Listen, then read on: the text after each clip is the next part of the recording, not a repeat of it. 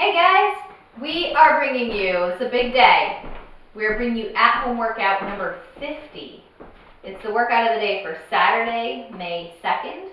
And before I forget, I failed to wish a happy birthday to two people yesterday, Diana and Rachel. So their birthday was today, Friday the 1st. Hope you ladies had wonderful birthdays. And the second announcement, tomorrow as far as schedule, we have our normal 9 a.m. Saturday workout on Zoom. We also have a special burpee hour at 12:30. So 12:30 in the afternoon until 1:30 in the afternoon is a burpee hour event. Coach Dave is running it. You can find more info when the post goes live tonight, but it's as awesome as it sounds. You're basically in a burpee for an hour. Check it out. There's a sign up in Wellness Living. Not required to sign up, but just good to give us an idea of how many people are going to be there. Bring your friends, bring your family, bring your enemies. Just show up. Yep. All right. So for the warm up, I'll get us started. Yep. All right. You're going to go on out for a 400-meter run. When you come back in, 10 Spider-Man lunges, 5 on a side. John will take a long lunge step. Elbow goes to the inside of that front foot. Hang out for a couple seconds and then switch. 5 per side. 30 squats. Give me 10 in your normal stance where your feet are about shoulder width apart. Okay, and then he's going to go ahead wide and give me 10 wide squats.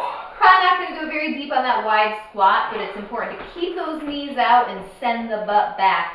Don't go so wide that your knees are like caving in, okay? Always keep those knees out. And then 10 as narrow as you can. There we go. Awesome. Ideally, heels are together. After that, you're going to give me 2 rounds of 3 different movements. Grab a kettlebell or a dumbbell. First movement is a 2-arm push press. He's going to dip drive, use some momentum to help push that kettlebell overhead. 10 of those. Now 10 dead swings. That's the type of swing where it starts from the floor every time. So from the floor, he brings it to his hips, pops it up, back to the hips, back to the floor. Okay? Then 10 high pulls. It is not a sumo deadlift high pull. We weren't just being lazy and not writing the word sumo deadlift. He's basically going to get, it's like a high hang pull. Okay? A little bit of a hip drive and pull up under the chin. Okay, it's hard to demonstrate because we have a 5-pound kettlebell here, but you are trying to get some momentum out of this little hip pop, squeeze your butt, and then pull up under the chin. Cool. All right, 2 rounds of those 3 movements. Then we're going to have you do 1 minute of a calf stretch, 30 seconds per side. A wall is fine, some sort of post. If you don't have anything available, you can always just go on the plank on the floor and stretch your calves. But you're going to want those calves nice and open if you're going to be attempting pistols today. Yeah. All right, so the last part of your warm-up is going to be attempting 3 to 5 pistols per leg and 1-arm push press per arm. Those are the movements in today's workout, and John will talk us through those. Yeah.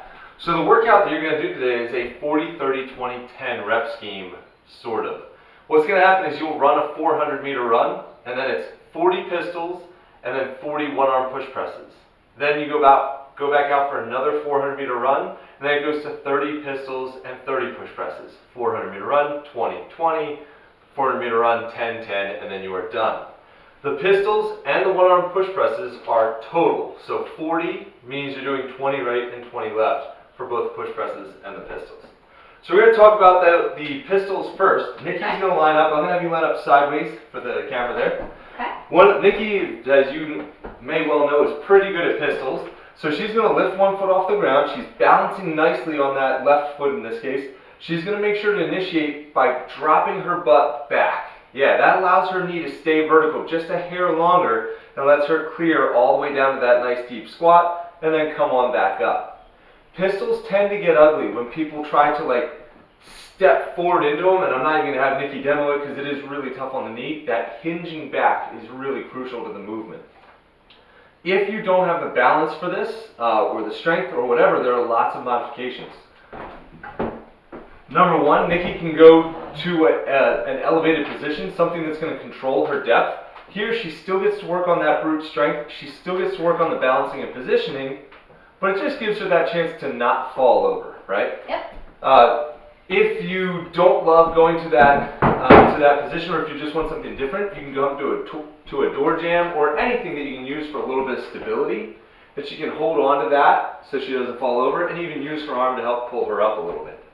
If you don't want to go the one-legged route, then we're going to do goblet squats. So Nikki's going to take a bell, pull it up to her chest, and then it's just nice upright squats firing away, and then it'll be the full 40 in the first round.